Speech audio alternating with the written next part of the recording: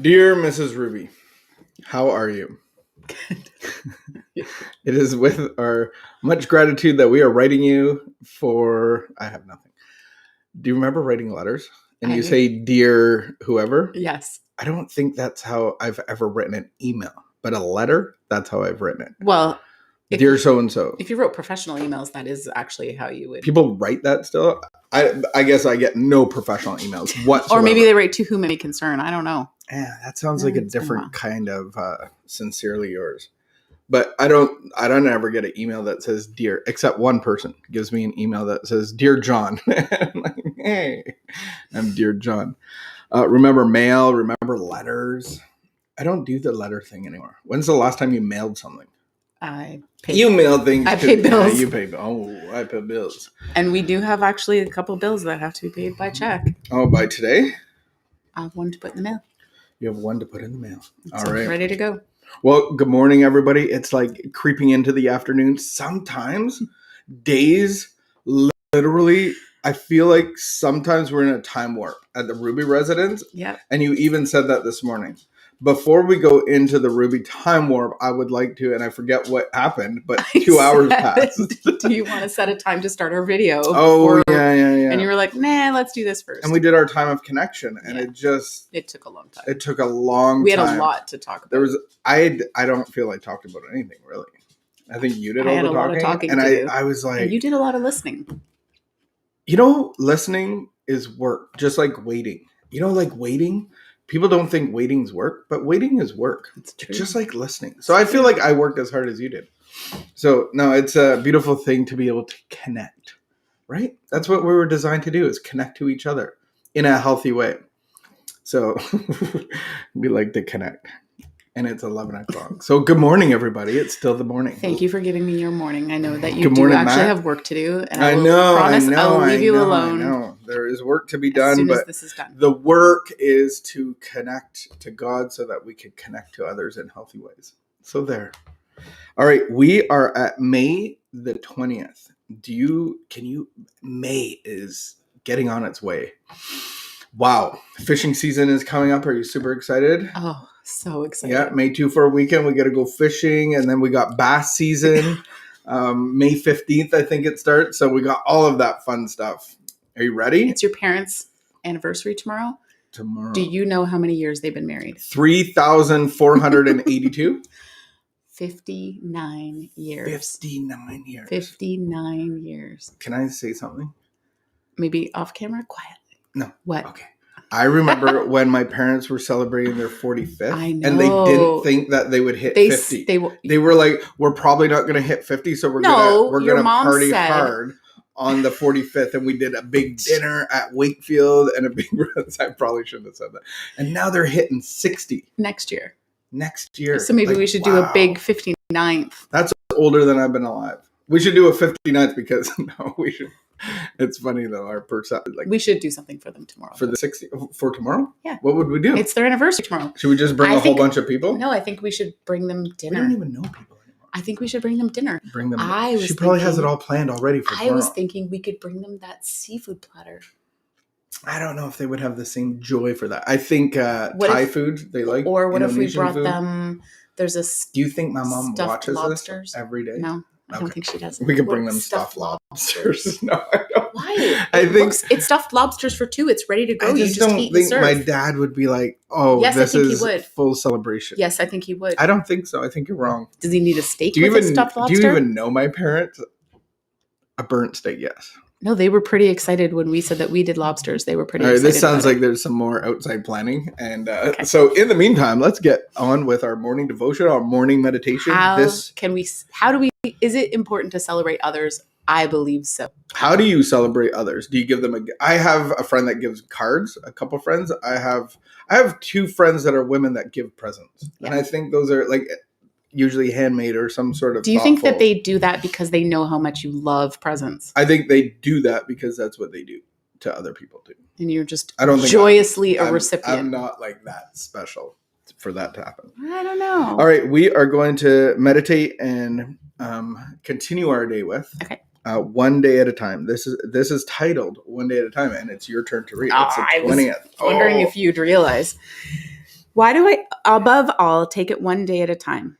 Why do I kid myself that I must stay away from a drink for only one day when I know perfectly well I must never drink again as long as I live?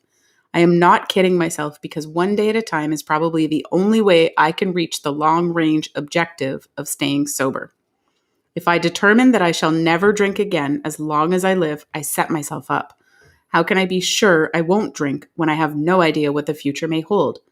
On a day-to-day basis, on a day-at-a-time basis, I am confident I can stay away from one drink for one day, so I set out with confidence. At the end of the day, I have the reward of achievement. Achievement feels good, and that makes me want more. Feel like you have something to say about this one. I feel rattled inside. We might not agree with everything that everyone says. I don't have to agree. We don't have to agree with everything. All right. It doesn't mean we have to throw it out, but one day at a time. Yep. I truly believe that doesn't mean that I stay sober one day at a time. That is like living in hell. At the beginning, it's all about doing the little things one day at a time, one day at a time. But what we're actually saying here is that I'm not battling the mental obsession one day at a time, because that means I'm still fighting my addiction. Okay. We cease fighting anything and everyone, and that's the freedom that God gives us through the spiritual connection. So what am I doing one day at a time? It says in our book that we are never cured. It is dependent on a daily reprieve, contingent on our spiritual connection to God. And so that is my first step problem is, yeah, there's a substance involved, but that's removed very quickly. But the reality is it's my connection to God, me being the manager of my life. Mm-hmm. And so I live one day at a time to connect to God every day. And contingent on that connection, I have freedom, I have peace, I have joy, I have all of the things God's Spirit provides for me. All of my needs are met. And I think that's a really good example for everyone. And I think particularly in when I think about becoming a Christian. And, you know, we've seen recently in the media, we've seen some pretty influential, visible Christians, leaders, pastors fall hard. Mm-hmm, mm-hmm. And it's shocking to so many people. And I would say that it's that same concept of I don't just become a Christian mm-hmm. and then I can take off in this great career and have this great platform and think that I'm a Christian and I've got this figured out. Every day, my emotional sobriety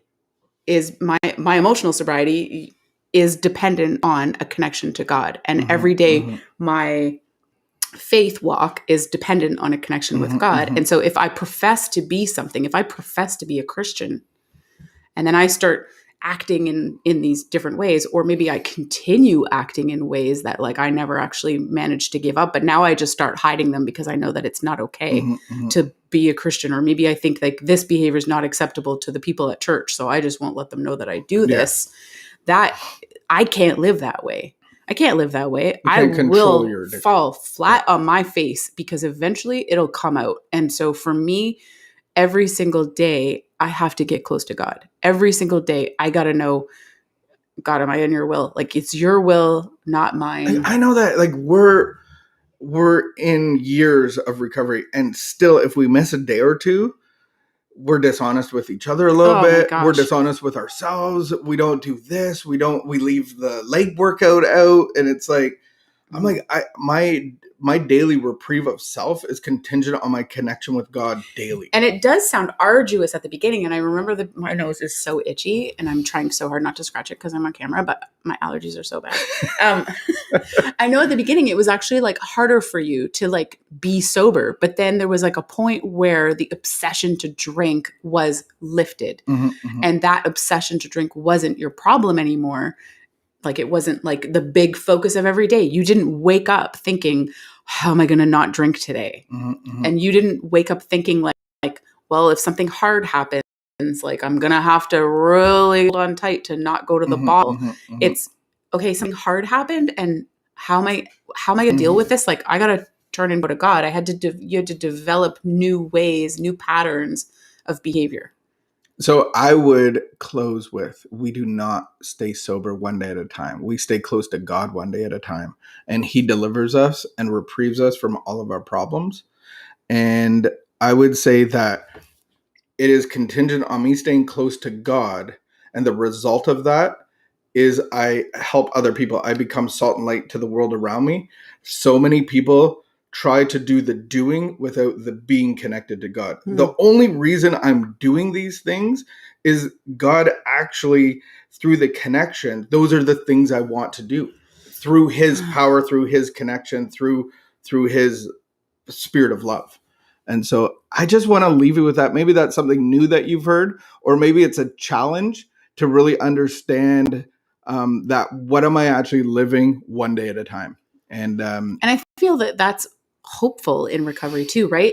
If drinking is consuming your life and quitting drinking is just this unfathomable thing, or whatever it is your addiction may be, pornography or drugs, the hopelessness of looking at like, oh my goodness, I have to give this up for the rest of my life. Like, that is overwhelming. And you can look at the promises of recovery and go, do I have these in my life? Do I have peace? Do I have purpose? Do I have joy? Am I free? Have I stopped fighting everything and everyone? All of those promises come true because of my contact with God. And I continue that contact with God, and then those promises begin to come true. Do you think a lot of us give up way too soon? Way too soon. Way too soon. Way too soon. All right. All right. We will see you tomorrow. Watch your hands, keep the peace, and be of good behavior, and take care and stay healthy and do all of those things.